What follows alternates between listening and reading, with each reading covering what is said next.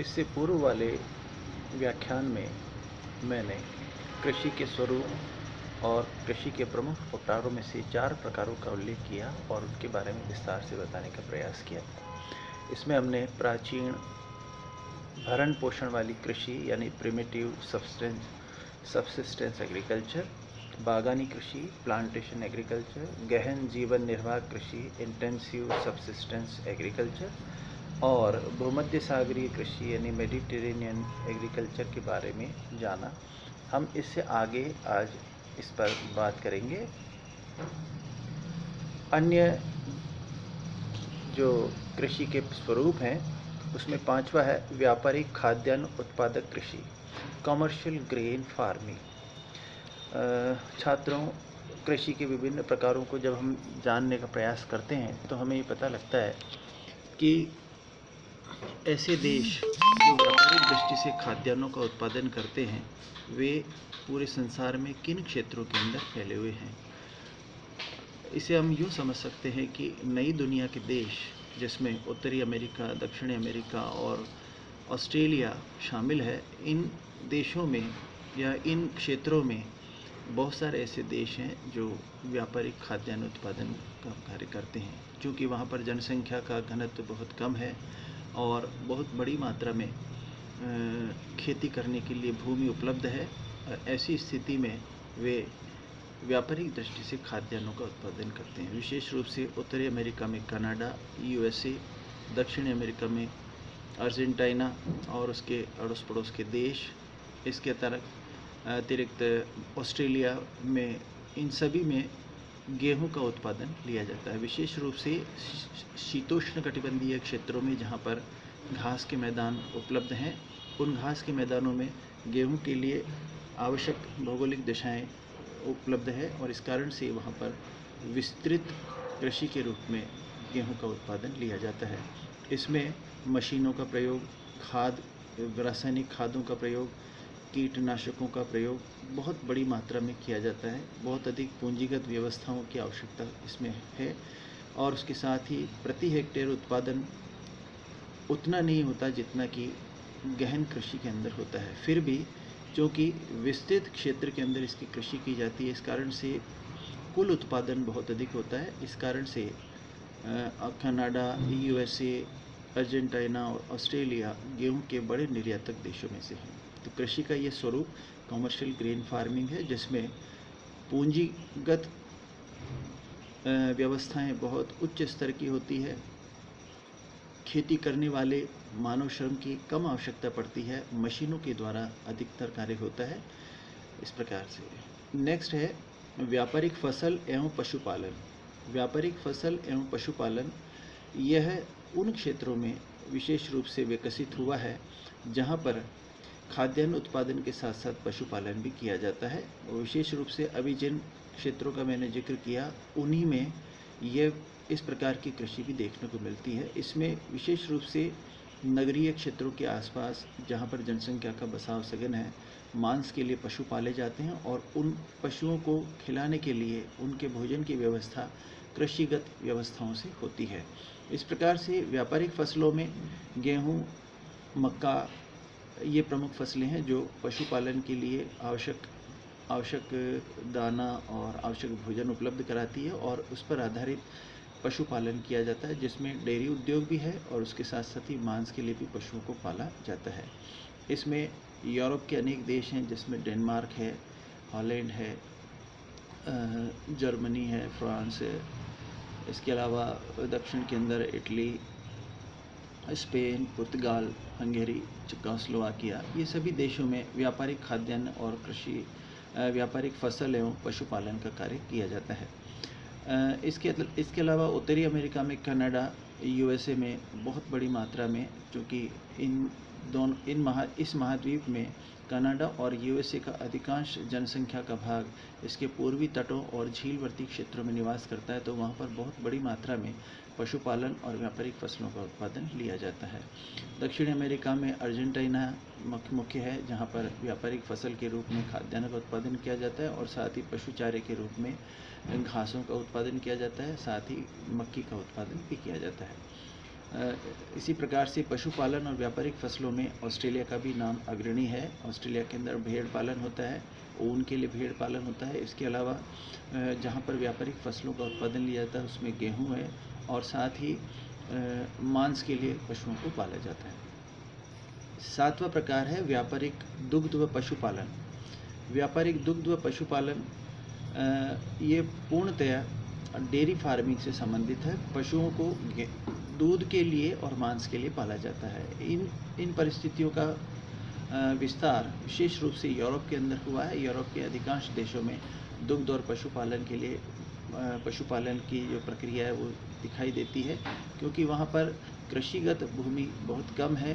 पहाड़ी और पर्वतीय क्षेत्र होने के कारण पशुपालन ज़्यादा आसान है। Britain, Holland, Norway, Sweden, Finland, Germany, Netherland, दक्षिण के जो देश है जिसमें France, Germany, Poland, Czechoslovakia, Yugoslavia, Italy, Spain, पुर्तगाल, इन सभी में दुग्ध के लिए पशुपालन किया जाता है और कृषि के कार्यों में बहुत अधिक भाग पशुपालन के संदर्भ में कार्य होता है। इसके अलावा व्यापारिक दुग्ध व पशुपालन का कार्य उन क्षेत्रों में भी होता है जहाँ पर कृषि के लिए आवश्यक दशाएं बहुत सीमित मात्रा में उपलब्ध है।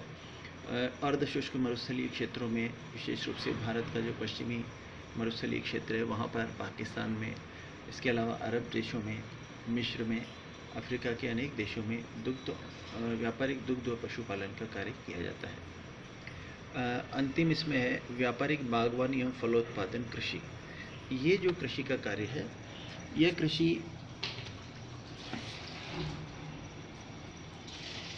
कृषि विशेष रूप से उन देशों के अंदर विकसित हुई है जहाँ यूरोपीय लोगों के उपनिवेश थे। विशेष रूप से भूमध्य रेखीय प्रदेशों में दक्षिण पूर्वी एशिया के देश इसके लिए बहुत अधिक उपयुक्त हैं। इसके अलावा कैरेबियन द्वीप समूह और दक्षिणी अमेरिका के अनेक तटवर्ती देशों में व्यापारिक बागवानी और फलोत्पादन का कार्य होता है। इसी तरह से अफ्रीका का दक्षिणी अफ्रीका भाग, उसमें भी व्यापारिक बागवानी और फलोत्पादन कृषि कार्य किया जाता है। भारत के दक्षिण में, दक्षिणी भारत विशेष रूप से केरल, तमिलनाडु, कर्नाटक में व्यापारिक बागवानी और फलोत्पादन का कार्य होता है। पूर्वोत्तर भारत में जो भारत के पूर्वोत्तर राज्य है, असम, मेघालय, मणिपुर, मिजोरम, त्रिपुरा, नागालैंड, अरुणाचल प्रदेश, उनमें फलोत्पादन और बागवानी कृषि की जाती है। इनका मुख्य प्रोडक्ट चाय, इसके अलावा रसदार फल, कहवा और कॉफ़ी है। इसके अलावा गन्ना भी इसमें उत्पादित होता है। दक्षिण पूर्वी एशिया के अंदर इंडोनेशिया, मलेशिया, थाईलैंड, ये प्रमुख देश है। फिलीपाइंस, जहाँ पर फलोत्पादन और व्यापारिक बागवानी कृषि की जाती है। इस कृषि की सबसे बड़ी विशेषता ये कि बहुत अधिक पूंजीगत इन्वेस्टमेंट इसमें किया जाता है और व्यापारिक स्तर पर सघन कृषि की जाती है जिसमें मानव श्रम की अधिक आवश्यकता पड़ती है। साथ ही व्यापारिक दृष्टि से यातायात के साधनों को विकसित किया गया है। माल को एक स्थान से दूसरे स्थान पर ले जाने के लिए सुविकसित संचार व्यवस्था उपलब्ध है और इसका मुख्य ध्येय व्यापारिक है, जिसमें कि अधिक पूंजी लगाकर अधिक उत्पादन कैसे लिया जाए, इसको हमेशा ये इस बात का प्रयास करते हैं। इस प्रकार से विश्व में 8 प्रकार की ऐसी कृषि है जिसका मैंने जिक्र किया। इसके अलावा अन्य अनेक वर्गीकरण हैं जो कृषि के प्रकारों को बताते हैं। उसमें जल प्राप्ति के आधार पर कृषि के प्रकार, इसमें पहला स्थान है तर कृषि, वेट एग्रीकल्चर। संसार के वे देश जहाँ पर 200 सेंटीमीटर से अधिक वर्षा होती है, वहाँ पर कृषि का एक प्रकार जिसे हम वेट या तर कृषि कहते हैं, वह इसमें उसका बोलबाला है। इसमें चावल, गन्ना और फल, इनका विशेष रूप से उत्पादन लिया जाता है। इसके उत्पादक क्षेत्रों में या जहाँ पर ये इस प्रकार की कृषि की जाती है उसमें मानसूनी देश सभी आ जाते हैं। भारत का दक्षिण पूर्वी और पूर्वी हिस्सा, जहाँ पर 200 सेंटीमीटर से ज़्यादा वर्षा होती है इसके लिए उपयुक्त है। दक्षिण पूर्वी एशिया के अंदर Malaysia, Indonesia, Thailand, Philippines, Japan, चीन, इसमें अधिकांश में तर कृषि की जाती है, जहाँ पर अधिक वर्षा होने के कारण खेतों में पानी भर दिया जाता है और लगभग 3 फसलें चावल की ली जाती है। अनेक क्षेत्रों में गन्ना और विभिन्न प्रकार के फलों का उत्पादन होता है। दूसरा प्रकार है आर्द्र कृषि, ह्यूमिड एग्रीकल्चर। विश्व में कृषि का अधिकतम भाग इसमें आता है। 100 से 200 सेंटीमीटर वर्षा वाले क्षेत्रों में, विशेष रूप से समशीतोष्ण प्रदेशों में, जहाँ पर समुद्र के तटवर्ती भागों पर 100 से 200 सेंटीमीटर वर्षा होती है, वहाँ पर इस प्रकार की कृषि की जाती है। इसमें भी वर्षा की मात्रा अधिक होने के कारण चावल, दालें, कपास, तिलहन, फल और गन्ना आदि का उत्पादन लिया जाता है। तो अमेरिका, उत्तरी अमेरिका में यूएसए, मेक्सिको, दक्षिणी अमेरिका के अंदर Venezuela, Colombia, Chile, Argentina, Brazil, इसमें इस प्रकार की कृषि होती है। यूरोप के दक्षिण में इस प्रकार की कृषि होती है। भारत का मध्यवर्ती भाग इस प्रकार की कृषि से प्रभावित है। भारत के तटवर्ती भागों, विशेष रूप से पश्चिमी बंगाल, बिहार और उत्तर प्रदेश के अंदर इस प्रकार की कृषि की जाती है। महाराष्ट्र में विशेष रूप से गन्ना और कपास का उत्पादन लिया जाता है। तो जहाँ पर गेहूँ, जहाँ पर वर्षा की अधिकता है, वहाँ पर चावल, गन्ना का उत्पादन लिया जाता है। जहाँ वर्षा की सामान्यतः कम वर्षा होती है, वहाँ पर गेहूं का उत्पादन लिया जाता है। तीसरा प्रकार है सिंचित कृषि, इरिगेटेड एग्रीकल्चर। जैसा कि हम सब जानते हैं कि कृषि एक ऐसा कार्य है जिसमें समय समय पर जल की आवश्यकता पड़ती है। यदि वर्ष भर जल उपलब्ध नहीं है तो ऐसी स्थिति में सिंचाई करनी पड़ती है। तो उन क्षेत्रों में जहाँ पर 50 से 100 सेंटीमीटर वर्षा होती है, अलग अलग काल में फसलों के लिए अलग अलग प्रकार से जल की आवश्यकता पड़ती है, जिन्हें सिंचाई के द्वारा पूरा किया जाता है। भारत में विशेष रूप से पंजाब, हरियाणा, राजस्थान, मध्य प्रदेश, उत्तर प्रदेश, पूर्वी उत्तर प्रदेश, गुजरात, महाराष्ट्र में इरिगेटेड एग्रीकल्चर का बोलबाला है, जहाँ पर वर्षा 50 से 100 सेंटीमीटर होती है। वर्षा की अनिश्चितता इसमें एक अहम रोल निभाती है। इस कारण से जहाँ पर सुनिश्चित जल व्यवस्था है, वहाँ गेहूँ, चावल, गन्ना और कपास का उत्पादन लिया जाता है। जहाँ पर वर्षा की कमी है, वहाँ पर अन्य फसलें ली जाती हैं। इसके अलावा पूरे विश्व के संदर्भ में यदि हम देखें तो अर्धशुष्क प्रदेशों में, अफ्रीका के, उत्तरी अफ्रीका के अनेक देशों में इस प्रकार की कृषि होती है। अरब कंट्रीज़ के अंदर इस प्रकार की कृषि होती है। ऑस्ट्रेलिया के अंदर इस प्रकार की कृषि होती है। दक्षिण अमेरिका का जो चिली क्षेत्र है, उसमें भी इस प्रकार की कृषि होती है। चौथा प्रकार है शुष्क कृषि, ड्राई एग्रीकल्चर। 50 सेंटीमीटर से कम वर्षा वाले क्षेत्र विश्व में अनेक हैं, जहाँ पर मरुस्थलीय और अर्ध मरुस्थलीय दशाएँ पाई जाती है। वहाँ पर शुष्क प्रकार की कृषि की जाती है। वर्षा काल में जो थोड़ी सी वर्षा होती है, उससे जो नमी भूमि पर प्राप्त होती है, उसी में फसलें ली जाती है। तो प्रति हेक्टेयर उत्पादन कम होता है, कुल उत्पादन भी कम होता है। अर्धशुष्क क्षेत्रों में जो फसलें ली जाती है, उनमें गेहूँ, जौ, फलियाँ, चारा आदि है। तिलहन का उत्पादन भी इसमें लिया जाता है। इसके अतिरिक्त दालों में चना उत्पादन इसमें होता है। तो जल प्राप्ति के आधार पर कृषि के ये 4 प्रकार हमने देखे। एक और वर्गीकरण है भूमि की उपलब्धता के आधार पर कृषि के प्रकार।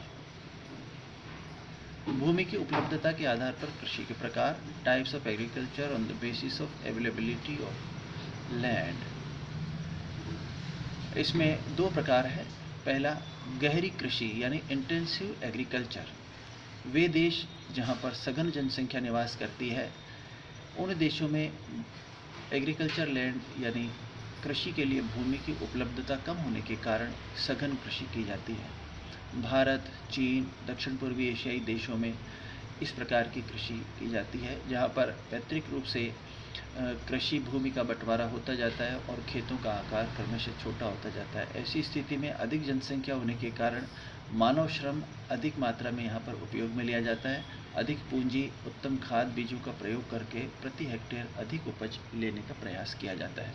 तो गहन कृषि में इनपुट्स जो है वो बहुत अधिक मात्रा में काम में लिए जाते हैं। जिनको कहना चाहिए कि बहुत अधिक मात्रा में पूंजी की आवश्यकता पड़ती है। फिर भी प्रति हेक्टेयर उत्पादन लेने का प्रयास किया जाता है। फिर भी यह क्षेत्र अधिक जनसंख्या होने के कारण व्यापारिक स्वरूप नहीं प्राप्त कर पाता। लेकिन कुछ ऐसे देश हैं जहाँ पर गहन कृषि की जाती है, जैसे जापान, चाइना में अधिकांश क्षेत्रों में, इंडोनेशिया में। यहाँ पर गहन कृषि के द्वारा व्यापारिक फसलों का उत्पादन भी लिया जाता है। दूसरा प्रकार है विस्तृत कृषि। विस्तृत कृषि यानी एक्सटेंसिव एग्रीकल्चर। ऐसे देश जिन्हें हम नई दुनिया के देश कहते हैं, विशेष रूप से कनाडा, यूएसए, मेक्सिको, मध्य अमेरिकी देश, दक्षिणी अमेरिका में ब्राज़ील, अर्जेंटीना, वेनेजुएला, कोलंबिया और दक्षिण में ऑस्ट्रेलिया। अफ्रीका में तटवर्ती भागों पर जहाँ पर उपनिवेश रहा, वहाँ पर भी इस प्रकार की कृषि की जाती है। विस्तृत कृषि की मुख्य विशेषता ये है कि भूमि बहुत अधिक है, लेकिन कार्य करने वालों की संख्या कम है, मानव श्रम की उपलब्धता कम है। तो अधिक यंत्रों का उपयोग करके प्रति हेक्टेयर उत्पादन यद्यपि कम होता है, लेकिन विस्तृत रूप से कृषि करने के कारण कुल उत्पादन अधिक होता है। और इस तरह से इनका सामान्यतः एक व्यापारिक स्वरूप देखने को मिलता है। यह व्यापारिक कृषि का स्वरूप है, जिसमें विशेष रूप से गेहूं का उत्पादन लिया जाता है और व्यापारिक स्तर पर उसे निर्यात करने के लिए गेहूं का उत्पादन लिया जाता है। यद्यपि यहाँ पर अधिक मशीनों का प्रयोग होता है, फिर भी वर्षा की कमी और अन्य कारणों से प्रति हेक्टेयर उत्पादन कम होता है। इसके बाद हम कृषि के अन्य विशिष्ट प्रकारों को एक संक्षेप में देखने का प्रयास करते हैं। इसमें है other specific types of agriculture. इसमें है बागाती कृषि यानी प्लांटेशन एग्रीकल्चर। जैसा मैंने इसमें पूर्व में भी आपको बताया था कि अधिक पूंजी व कौशल, अधिक मानव श्रम के साथ ये कृषि की जाती है। इसमें मुख्य फसलें हैं गन्ना, चाय, रबर, कहवा, फल। और इसके जो क्षेत्र हैं वो दक्षिण पूर्वी एशिया, ब्राज़ील, दक्षिण अफ्रीका, ऑस्ट्रेलिया, न्यूजीलैंड वहाँ पर है। इसके अलावा दूसरा प्रकार है इसमें ट्रक फार्मिंग। ट्रक फार्मिंग एक नवविकसित कृषि का प्रकार है। नवविकसित हम इसलिए कह रहे हैं कि सबसे लेटेस्ट कृषि का यही प्रकार है, यद्यपि यह लगभग 20-25 वर्षों से हो रहा है। इसमें फल और तरकारियों की कृषि की जाती है। नगरों के आसपास जो कृषि भूमि उपलब्ध है उसमें सघन कृषि के रूप में अधिक इनपुट्स डालकर, अधिक पूंजीगत व्यवस्थाओं को करके और ये कृषि की जाती है। इसमें ट्रक फार्मिंग में प्रतिदिन उत्पादन होने वाले फलों को निकट के बाज़ारों के अंदर बेच दिया जाता है और अधिक लाभ प्राप्त किया जाता है। तो इसका जो मुख्य आधार है वो बाज़ारों की निकटता है। बाज़ारों की निकटता ही इसका मुख्य आकर्षण है। और इस कारण से ऐसे आइटम्स, ऐसे वस्तुएं जो शीघ्र नष्ट हो जाती है, जिसमें विशेष प्रकार से सब्जियां, फल, इनका उत्पादन लिया जाता है और अच्छे दामों पर निकटवर्ती बाज़ारों में इसे विपणन के लिए भेज दिया जाता है। तो ट्रक फार्मिंग सभी नगरों के आसपास में होने वाली वह कृषि है जिसका मुख्य उद्देश्य नगरीय आपूर्ति के लिए सब्जियों और फलों का उत्पादन करना है। इसके बाद जो तीसरा प्रकार है वो स्थानांतरणशील कृषि है, जिसके बारे में हम सब जानते हैं। शिफ्टिंग एग्रीकल्चर या इसको झूमी एग्रीकल्चर भी कहते हैं। यह एक आदिम प्रकार की कृषि है जिसमें वनों को जलाकर अथवा साफ करके कृषि कार्य किया जाता है। 3-4 वर्षों तक वहाँ पर कृषि कार्य होता है। जब उसकी उपजाऊ क्षमता कम हो जाती है तो वे अन्य क्षेत्रों की ओर पलायन कर जाते हैं या स्थानांतरित हो जाते हैं। इस प्रकार से वनों को साफ करके जलाकर कृषि कार्य किया जाता है। यह आदिम प्रकार है। दक्षिण पूर्वी एशिया के अनेक पहाड़ी क्षेत्रों में जहाँ जनजातियाँ निवास करती है, अफ्रीका में अनेक क्षेत्रों में जनजातियों में इस प्रकार की कृषि की जाती है। नेक्स्ट है सीढ़ीदार कृषि, टेरेस कल्टीवेशन। ये उच्च पर्वतीय क्षेत्रों के पहाड़ी ढालों पर इस प्रकार सीढ़ियाँ बनाकर कृषि कार्य किया जाता है। भारत में विशेष रूप से हिमालय के दक्षिणी ढालों पर हिमाचल प्रदेश, कश्मीर, उत्तराखंड, असम, पश्चिमी बंगाल, अरुणाचल प्रदेश, नागालैंड, मणिपुर, मिजोरम, मेघालय, इनमें इस प्रकार की कृषि होती है। इसके अलावा जहाँ कहीं भी पहाड़ी ढाल है वहाँ पर सीढ़ियाँ बनाकर भूमि को तैयार किया जाता है और उसमें पानी को रोककर फसलों को लिया जाता है। तो सीढ़ीदार कृषि पहाड़ी क्षेत्रों या पर्वतीय क्षेत्रों के पहाड़ी ढालों पर की जाने वाली कृषि है। इसके अलावा मिश्रित कृषि, मिक्स्ड फार्मिंग, पशुपालन के साथ कृषि करना, कृषि के साथ डेयरी, मुर्गी पालन, भेड़ बकरी पालन, सुअर पालन, रेशम के कीट पालन आदि का कार्य किया जाता है। यह कार्य भी कृषि के साथ साथ किया जाता है। ऐसी कृषि को मिश्रित कृषि कहा जाता है।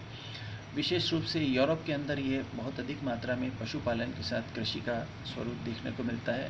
दक्षिण पूर्वी एशिया में और दक्षिण एशिया के अंदर पाकिस्तान, भारत, बांग्लादेश में पशुपालन कृषि के साथ एक अनिवार्य व्यवस्था है। सभी पशुपालन कार्य करते हैं। यद्यपि यह पशुपालन व्यापारिक स्तर का नहीं है, फिर भी कृषि और पशुपालन साथ साथ होते हैं।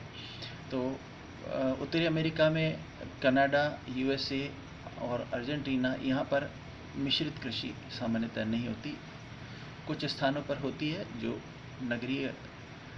नगरों के आसपास के जो कृषि क्षेत्र है वहाँ पर इस प्रकार की मिश्रित कृषि की जाती है, जिसमें विशेष रूप से मांस के लिए पशु सूअरों का पालन और डेयरी और मुर्गी पालन का बोलबाला है। यह भी एक व्यापारिक स्वरूप है और मिश्रित कृषि के कई स्वरूप पूरे विश्व के अंदर देखने को मिलते हैं। तो कृषि के विभिन्न प्रकारों से हम परिचित हुए। इसमें और विस्तृत अध्ययन करने के लिए आप मानचित्र के अंदर विभिन्न देशों की स्थितियों को जानने का प्रयास करें। कौन कौन से देश ऐसे हैं जो विश्वतरेखीय है या विश्वतरेखीय जलवायु में आते हैं, कौन कौन से ऐसे देश हैं जो शीतोष्ण जलवायु में आते हैं और कौन से ऐसे देश हैं जो शीत जलवायु में आते हैं। क्योंकि जलवायु का और वर्षा का सबसे ज़्यादा प्रभाव, जलवायु में वर्षा और तापमान, ये दो ऐसे कारक हैं जो कृषि को बहुत अधिक प्रभावित करते हैं। तो जहाँ इसमें भिन्नता दिखाई देती है वहाँ पर कृषि के स्वरूप में भी बदलाव देखने को मिलता है। यह टॉपिक समाप्त हुआ। धन्यवाद।